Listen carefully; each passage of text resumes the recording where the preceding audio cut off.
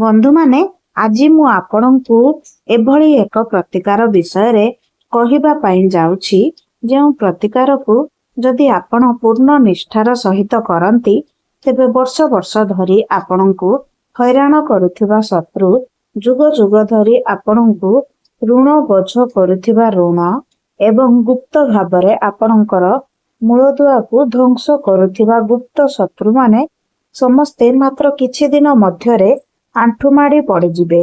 एही उपायटी अत्यंत सरल जना पड़े किंतु एते विशाल तांत्रिक शक्ति धारण करे जे जदि आपणकर लक्ष लक्ष शत्रु थांती तेबे सेमाने आपणक सम्मुखरे नत हेबाकु बाध्य हेबे। एही उपायटी पई एक हळदी एवं दीप अंतर्भुक्त। बंधु माने आपण पवित्र गुरुवार दिन एही उपायटी निश्चित भावरे पालन करंतु। एहा आपणक जीवन रे सर्वश्रेष्ठ चमत्कार आनिपारे। जदि आपण एही उपायटी को गुरुवार दिन राति रे सठिक प्रक्रिया एवं निष्ठापर भक्ति सहित करंती तेबे आपण शीघ्र आपणक चारि पाखर परिवेशर परिवर्तन अनुभव करिवे। जेउ शत्रु माने आपणଙ୍କୁ हैरान करुथिले सेमाने नीरव होई जिवे। आपण ऋणरू मुक्ति पाइबार एक रास्ता पाइजिबे। आपणଙ୍କ विरुद्धरे लगा जाइथिबा जे कोनोसी कला जादू किंबा तंत्र मंत्र अपराधी उपरे प्रतिफलित हेबो। आपणଙ୍କ घरे नकारात्मक शक्ति उभेई जीव एवं वर्ष वर्ष धरी लागी रहिथिबा बाधा गुड़िक गोटिए पर गोटिए दूर हेबा आरंभ हेबो। तथापि मने रखंतु यह कौनसी खेल नुहे। एथिपाई एक निर्दिष्ट पद्धति एवं प्रक्रिया आवश्यक। एथिरे गुरुत्वपूर्ण विवरणी जड़ित अछि। जदि आपण सेगुड़िकु अणदेखा करंती तेबे प्रतिकारर प्रभाव असंपूर्ण रहिपारे किंबा प्रतिकूल फलाफल मध्य देइपारे। तेणु मोर एक अनुरोध भिडियोटी को शेष पर्यंत देखंतु। स्किप करंतु नाही किंबा अधारु छाड़ंतु नाही। संपूर्ण प्रक्रिया सुनंतु एवं प्रत्येकटी कथा को भल भाबरे बुझंतु कारण मु मझिरे कोनोसी स्थान रे सबुठारु गुरुत्वपूर्ण बिंदु प्रकाश करिपारे। तेणु बंधु माने वीडियोटी को देखिबा पूर्वरु सर्वप्रथमे आपण माने कमेंट बॉक्स रे भक्ति एवं श्रद्धार सहित जय बजरंगबली लेखंतु एवं वीडियोटी को लाइक करी चैनल को सब्सक्राइब कर दियंतु।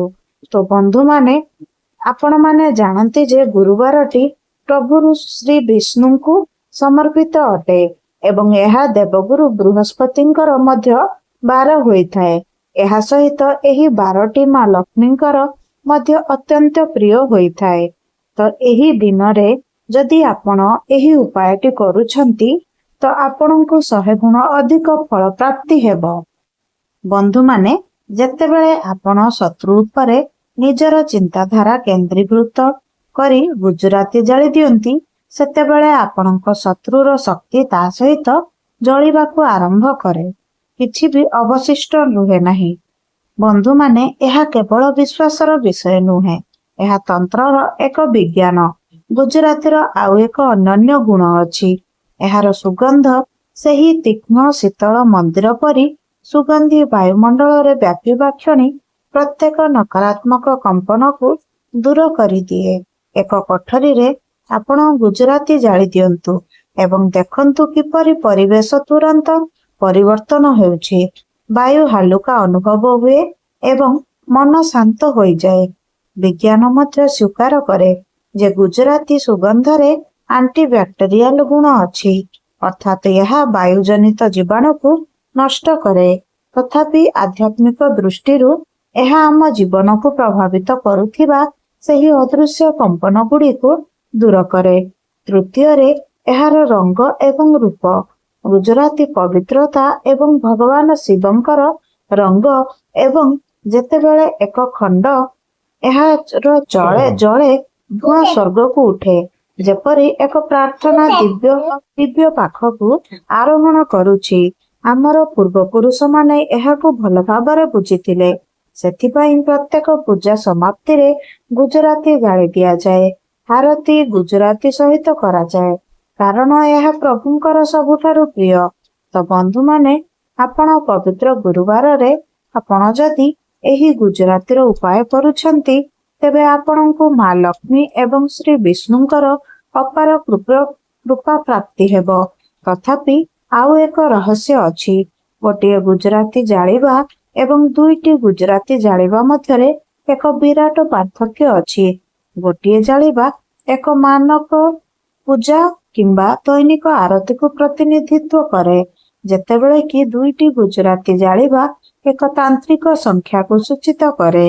ଯେତେବେଳେ ଆପଣ 2ଟି ଗୁଜରାତି ଜାଳି ଦେଉଛନ୍ତି, ଆପଣ 5ଟି ଉପାଦାନର ମିଳିତ ଶକ୍ତିକୁ ଆହ୍ୱାନ କରୁଛନ୍ତି: ପୃଥିବୀ, ଜଳ, ଅଗ୍ନି, ବାୟୁ ଏବଂ ଅନ୍ତରିକ୍ଷ। ଯେତେବେଳେ ଏହି 5ଟି ଉପାଦାନ ଗୋଟିଏ ପ୍ରତିକାରରେ ଏକୀଭୂତ ହୁଏ, କୌଣସି ବିପକ୍ଷ ଶକ୍ତି ଏହାକୁ ପ୍ରତିହତ କରିପାରିବେ ନାହିଁ। ଏହା ହେଉଛି 2ଟି ଗୁଜରାତିର ପ୍ରତିକାରର ପ୍ରକୃତ ରହସ୍ୟ। ତ ବନ୍ଧୁମାନେ, ଗୁରୁବାର ରାତିରେ ଆପଣ ଏହି ପ୍ରତିକାର ନିଶ୍ଚିତ ଭାବରେ ପାଳନ କରନ୍ତୁ। ତ ବନ୍ଧୁମାନେ, ମୁଁ ଆପଣଙ୍କୁ ବର୍ତ୍ତମାନ ପ୍ରକ୍ରିୟାଟି ସମ୍ପୂର୍ଣ୍ଣ ଭାବରେ ବୁଝାଇବା ପାଇଁ ଯାଉଛି।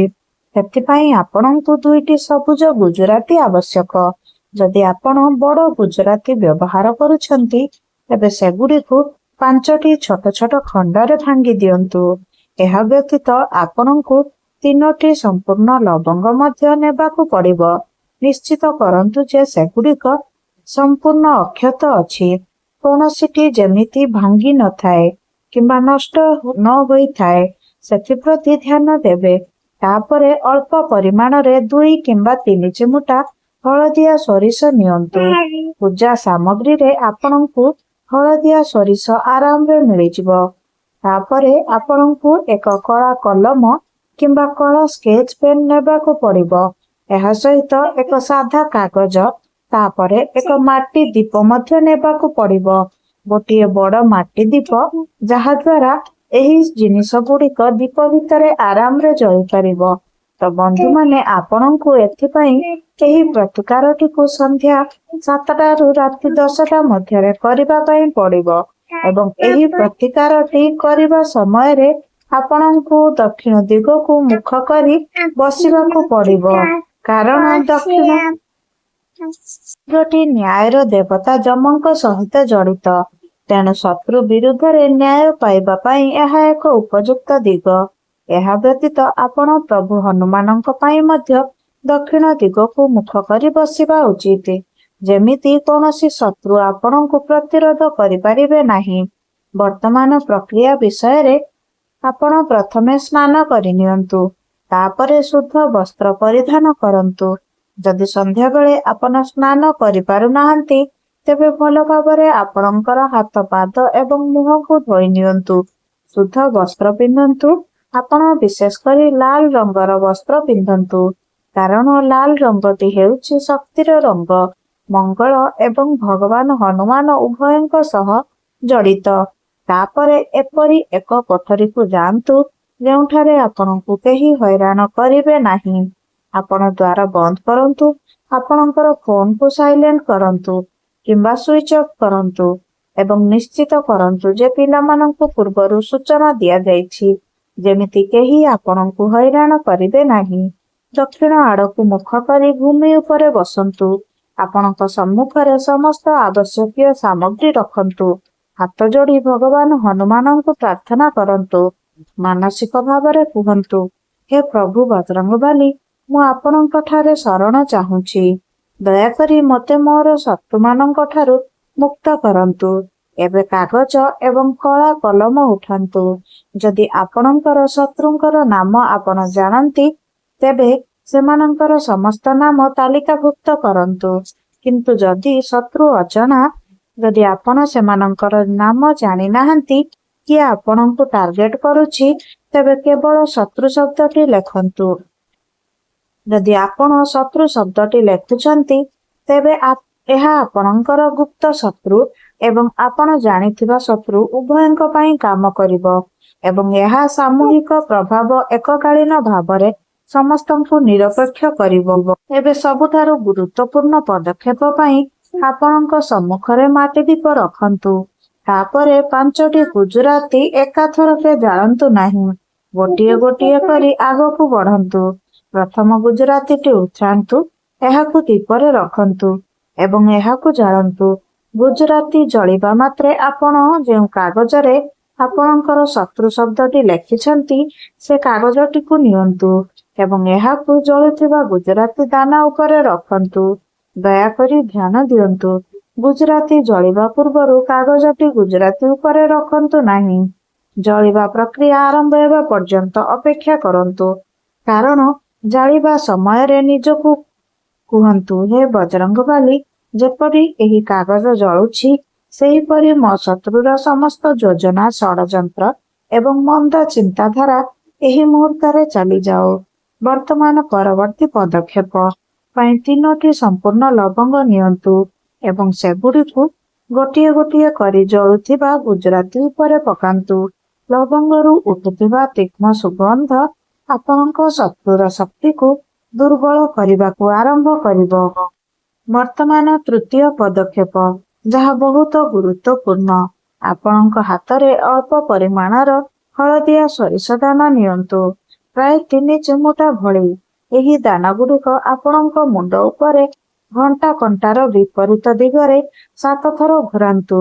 ଶାସ୍ତ୍ର ଅନୁସାରେ ଯେତେବେଳେ ଆପଣ ଆପଣଙ୍କ ମୁଣ୍ଡ ଉପରେ 7 ଥର ବିପରୀତ ଦିଗରେ କିଛି ଘୂରାନ୍ତି, ସେତେବେଳେ ଯେକୌଣସି ମନ୍ଦ ନଜର, କଳା ଯାଦୁ କିମ୍ବା ଆପଣଙ୍କୁ ପ୍ରଭାବିତ କରୁଥିବା ନକାରାତ୍ମକ ମନ୍ତ୍ର ସେହି ଦାନାଗୁଡ଼ିକରେ ସ୍ଥାନାନ୍ତରିତ ହୋଇଯାଏ। 7 ଥର ଘୂରାଇବା ପରେ ସେହି ସୋରିଷ ଦାନାଗୁଡ଼ିକ ମଧ୍ୟ ଜଳୁଥିବା ଗୁଜରାତି ଉପରେ ପକାନ୍ତୁ। ବଳକା ଥିବା ଯେକୌଣସି ଦାନାକୁ ଗୋଟିଏ ଗୋଟିଏ କରି ନିଆଁରେ ପକାଇ ଦିଅନ୍ତୁ। ପ୍ରତ୍ୟେକ ଥର ଯଦି ଆପଣ ଶତ୍ରୁର ନାମ ଜାଣିନାହାନ୍ତି, ତେବେ କେବଳ ଶତ୍ରୁ କୁହନ୍ତୁ। ଗୋଟିଏ ଦାନା ପକାଇବା ପରେ ଶତ୍ରୁ କୁହନ୍ତୁ, ଅନ୍ୟ ଏକ ଦାନା ପକାଇ ଶତ୍ରୁ କୁହନ୍ତୁ ଏବଂ ସମସ୍ତ ଦାନା ଯୋଡ଼ା ନଯିବା ପର୍ଯ୍ୟନ୍ତ। ଏବେ ବାକି 4ଟି ଗୁଜରାତି ପୋଡ଼ିବାର ସମୟ ଆସିଛି। ସେଗୁଡ଼ିକୁ ଗୋଟିଏ ଗୋଟିଏ କରି ପୋଡ଼ନ୍ତୁ। ଯେତେବେଳେ ଦ୍ୱିତୀୟଟି ଜଳିବା ଆରମ୍ଭ କରିବ, ତୃତୀୟଟି ପକାନ୍ତୁ ଏବଂ ଏହିଭଳି ଭାବରେ 5ଟି ଗୁଜରାତିକୁ ପୋଡ଼ି ଦିଅନ୍ତୁ। ପ୍ରତ୍ୟେକ ଗୁଜରାତି ପୋଡ଼ିବା ସମୟରେ ଭାବନ୍ତୁ, ମୋର ଶତ୍ରୁ ମୋ ଜୀବନ ଛାଡ଼ି ଚାଲି ଯାଉଛି, ସେମାନଙ୍କର ଶକ୍ତି ହ୍ରାସ ପାଉଛି, ସେମାନେ ଆଉ ମୋର କ୍ଷତି କରିପାରିବେ ନାହିଁ। ସମଗ୍ର ପ୍ରକ୍ରିୟାରେ ଏହି ଉଦ୍ଦେଶ୍ୟକୁ ଆପଣଙ୍କ ମନରେ ଦୃଢ଼ ଭାବରେ ରଖନ୍ତୁ। 5ଟି ଗୁଜରାତି ପୋଡ଼ିଯିବା ପରେ ଆପଣଙ୍କ ହାତ ଯୋଡ଼ି ପ୍ରଭୁ ହନୁମାନଙ୍କୁ ପ୍ରାର୍ଥନା କରନ୍ତୁ। ନୀରବରେ କୁହନ୍ତୁ, ହେ ମହାବଳୀ ହନୁମାନ, ହେ ବଜରଙ୍ଗବାଲି, ହେ ସଙ୍କଟମୋଚନ, ଆପଣ ଆଜି ମୋ ଜୀବନର ସମସ୍ତ ଶତ୍ରୁଙ୍କର ଉଦ୍ଦେଶ୍ୟକୁ ଜାଳି ଦେଇଛନ୍ତି। ମୋତେ ରକ୍ଷା କରନ୍ତୁ ଏବଂ ମୋ ଉପରେ ଆପଣଙ୍କର କୃପା ରଖନ୍ତୁ। ଯଦି ସମ୍ଭବ ହୁଏ, ତେବେ ସେହି ସମୟରେ ହନୁମାନ ଚାଳିଶା ପାଠ କରନ୍ତୁ। ଏହା ଅତ୍ୟନ୍ତ ଶକ୍ତିଶାଳୀ ପ୍ରଭାବ ଦେବ। ଯଦି ଆପଣ ହନୁମାନ ଚାଳିଶା ପାଠ କରିପାରୁନାହାନ୍ତି, ତେବେ ଅତି କମରେ 108 ଥର ଜୟ ଶ୍ରୀରାମ ଜପ କରନ୍ତୁ, କାରଣ 108 ସଂଖ୍ୟାଟି ପ୍ରଭୁ ହନୁମାନଙ୍କର ଅତ୍ୟନ୍ତ ପ୍ରିୟ। ଏବେ ଶେଷ ପଦକ୍ଷେପ ପାଇଁ ଗୁଜରାତି, ଲବଙ୍ଗ, ସୋରିଷ ଦାନା ଏବଂ କାଗଜର ପୋଡ଼ି ଯାଇଥିବା ଅବଶେଷାଂଶ ଥିବା ଦୀପ ଉଠାନ୍ତୁ। ବଳକା ପାଉଁଶ ନେଇ ଘରୁ ବାହାରକୁ ଯାଆନ୍ତୁ। ଅଳ୍ପ ଦୂରରେ ଏକ ନିର୍ଜନ ସ୍ଥାନକୁ ଯାଆନ୍ତୁ, ହୋଇପାରେ ଏକ ଗଛ ତଳେ କିମ୍ବା ପାଦଚଲା ଯାତାୟାତରୁ ଦୂରରେ କୌଣସି ସ୍ଥାନ, ଏବଂ ସେଠାରେ ପାଉଁଶକୁ ଫୋପାଡ଼ି ଦିଅନ୍ତୁ। ଆପଣଙ୍କୁ ବହୁତ ଦୂର ଯିବାକୁ ପଡ଼ିବ ନାହିଁ, କିନ୍ତୁ ଏହାକୁ ଘର ଭିତରେ ରଖନ୍ତୁ ନାହିଁ। ଏହାକୁ ଡଷ୍ଟବିନ୍ କିମ୍ବା ପ୍ରବାହିତ ପାଣିରେ ମଧ୍ୟ ରଖନ୍ତୁ ନାହିଁ। କେବଳ ଏକ ଶାନ୍ତ ସ୍ଥାନରେ ଗଛ ତଳେ ମାଟିରେ ପୋତି ଦିଅନ୍ତୁ। ବନ୍ଧୁମାନେ, ଗୋଟେ ଗୁରୁତ୍ୱପୂର୍ଣ୍ଣ କଥା ଅଛି। ଆପଣ ଯେତେବେଳେ ପାଉଁଶ ଗୋଡ଼ିକୁ ପୋତିଦେବେ, ତାପରେ ଘରକୁ ଆସିବା ପର୍ଯ୍ୟନ୍ତ ଆପଣ ପଛକୁ ବୁଲି ଚାହିଁବେ ନାହିଁ କିମ୍ବା ଉପରକୁ ମଧ୍ୟ ଚାହିଁବେ ନାହିଁ, କାରଣ ଆପଣଙ୍କର ଶତ୍ରୁ ସହିତ ଜଡ଼ିତ ସମସ୍ତ ନକାରାତ୍ମକତା ପାଉଁଶ ସହିତ ରହିବ। ଯଦି ଆପଣ ପଛକୁ ଚାହିଁବେ, ତେବେ ଏହାର କିଛି ଅଂଶ ଆପଣଙ୍କ ପଛେ ପଛେ ଯାଇପାରେ। ଘରକୁ ଫେରିବା ପରେ ଆପଣଙ୍କର ହାତ ଏବଂ ପାଦ ଭଲ ଭାବରେ ଧୋଇ ଦିଅନ୍ତୁ ଏହାର ପ୍ରତିକାରକୁ ସମାପ୍ତ କରନ୍ତୁ। ବନ୍ଧୁମାନେ, ଏହି ପ୍ରତିକାର କରିବାର ମାତ୍ର ଗୋଟିଏ କିମ୍ବା 2 ଦିନ ମଧ୍ୟରେ ଆପଣ ଫଳାଫଳ ଦେଖିବାକୁ ପାଇବେ। ଶତ୍ରୁ ହଠାତ୍ ନୀରବ ହୋଇଯାଇପାରେ। ସେମାନଙ୍କର କୌଣସି କ୍ଷତିର ଖବର ଆସିପାରେ କିମ୍ବା ସେମାନେ ବ୍ୟକ୍ତିଗତ ଭାବରେ ଆପଣଙ୍କୁ କ୍ଷମା ମାଗିବାକୁ ମଧ୍ୟ ଆସିପାରନ୍ତି। ଅନ୍ୟମାନଙ୍କ ପାଇଁ ପ୍ରବାହ 1 ସପ୍ତାହ କିମ୍ବା ହୋଇପାରେ ଗୋଟିଏ ମାସ ମଧ୍ୟରେ ଦେଖାଦେଇପାରେ, କିନ୍ତୁ ନିଶ୍ଚିତ କରନ୍ତୁ ଫଳାଫଳ ନିଶ୍ଚିତ ଭାବରେ ଆସିବ। ଯାହା ଆବଶ୍ୟକ ତାହା ହେଉଛି ଆପଣଙ୍କର ସମ୍ପୂର୍ଣ୍ଣ ବିଶ୍ୱାସ ଏବଂ ଧୈର୍ଯ୍ୟ। ଏହା ସହିତ ଧ୍ୟାନ ଦିଅନ୍ତୁ ଯେ ଏହି ପ୍ରତିକାର କେବଳ ଥରେ କରିବାକୁ ପଡ଼ିବ, ବାରମ୍ବାର ନୁହେଁ। କେବଳ ଥରେ ହିଁ ପୂର୍ଣ୍ଣ ନିଷ୍ଠାର ସହିତ କରିବା ଯଥେଷ୍ଟ। ଯଦି ଆପଣ କିଛି ସପ୍ତାହ ପରେ ଫଳାଫଳ ଦେଖୁନାହାନ୍ତି, ତେବେ ଆପଣ ପରବର୍ତ୍ତୀ ଗୁରୁବାର ଦିନ ଏହାକୁ ପୁଣି ଥରେ କରିପାରିବେ। କିନ୍ତୁ ମନେ ରଖନ୍ତୁ ଯେ ଏହାକୁ ଏକ ସମ୍ପୂର୍ଣ୍ଣ କାର୍ଯ୍ୟ ଭାବରେ କରିବାକୁ ପଡ଼ିବ। ଏହା ବ୍ୟତୀତ ଆପଣ ଆଉ କିଛି ପ୍ରତିକାର ମଧ୍ୟ କରିପାରିବେ। ଆପଣ ପ୍ରଭୁ ହନୁମାନଙ୍କୁ ସିନ୍ଦୁର ଏବଂ ଚମେଲି ତେଲ ଅର୍ପଣ କରନ୍ତୁ, କିନ୍ତୁ ଏହାକୁ ଆପଣ ମଙ୍ଗଳବାର ଦିନ କରିବା ଉଚିତ। ଆପଣମାନେ ଯଦି ମଙ୍ଗଳବାର ଦିନ ପ୍ରଭୁ ହନୁମାନଙ୍କୁ ସିନ୍ଦୁର ଏବଂ ଚମେଲି ତେଲ ଅର୍ପଣ କରନ୍ତି, ତ ପ୍ରଭୁ ହନୁମାନ ବିଶେଷ ଭାବରେ ଆପଣଙ୍କ ଉପରେ ପ୍ରସନ୍ନ ହୁଅନ୍ତି। ଆପଣ ପ୍ରଭୁ ହନୁମାନଙ୍କୁ ଗୁଡ଼ ଏବଂ ଭଜା ଚଣା ମଧ୍ୟ ଭୋଗ ଭାବରେ ଅର୍ପଣ କରିପାରିବେ। ଏହା ଭଗବାନ ହନୁମାନଙ୍କର ଅତ୍ୟନ୍ତ ପ୍ରିୟ ପ୍ରସାଦ। ଏହି ସରଳ ଉପାୟ ପ୍ରଭୁ ହନୁମାନଙ୍କର କୃପାକୁ ଯଥେଷ୍ଟ ବୃଦ୍ଧି କରିବ ଏବଂ ଆପଣ ନିଜେ ମଧ୍ୟ ଏହାର ଫଳାଫଳ ଦେଖିବାକୁ ପାଇବେ। ଏହା ବ୍ୟତୀତ ଆପଣ ଯଦି ଗୁରୁବାର ଦିନ ଓସ୍ତ ଗଛ ମୂଳରେ ଜଳ ଅର୍ପଣ କରନ୍ତି ଏବଂ ସୋରିଷ ତେଲର ଦୀପ ଜାଳନ୍ତି, ତେବେ ଆପଣଙ୍କୁ ଅଧିକ ଶୁଭ ଫଳ ପ୍ରାପ୍ତି ହେବ। ଆପଣ ଓସ୍ତ ଗଛକୁ ପରିକ୍ରମା ମଧ୍ୟ କରିବା ଉଚିତ। 11 ଥର ପରିକ୍ରମା କରି ଓସ୍ତ ଗଛକୁ ପ୍ରଣାମ କରି ଘରକୁ ଆସନ୍ତୁ। ଆପଣ ସମସ୍ତ ଋଣରୁ ମୁକ୍ତି ପାଇବା ସହିତ ଶତ୍ରୁମାନଙ୍କୁ ମଧ୍ୟ ପରାସ୍ତ କରିପାରିବେ। ତେବେ ବନ୍ଧୁମାନେ, ଯଦି ଉପାୟଗୁଡ଼ିକ ଆପଣଙ୍କୁ ଭଲ ଲାଗିଥାଏ ତ ଭିଡିଓଟିକୁ ଲାଇକ୍ କରି ଚ୍ୟାନେଲଟିକୁ ସବସ୍କ୍ରାଇବ କରିଦେବେ ଏବଂ କମେଣ୍ଟ ବକ୍ସରେ ଭକ୍ତି ଏବଂ ଶ୍ରଦ୍ଧାର ସହିତ ଜୟ ଶ୍ରୀ ହନୁମାନ ନିଶ୍ଚୟ ରଖିବେ। ଭିଡିଓଟିକୁ ଶେଷ ପର୍ଯ୍ୟନ୍ତ ଦେଖିଥିବାରୁ ଆପଣଙ୍କୁ ଅଶେଷ ଅଶେଷ ଧନ୍ୟବାଦ।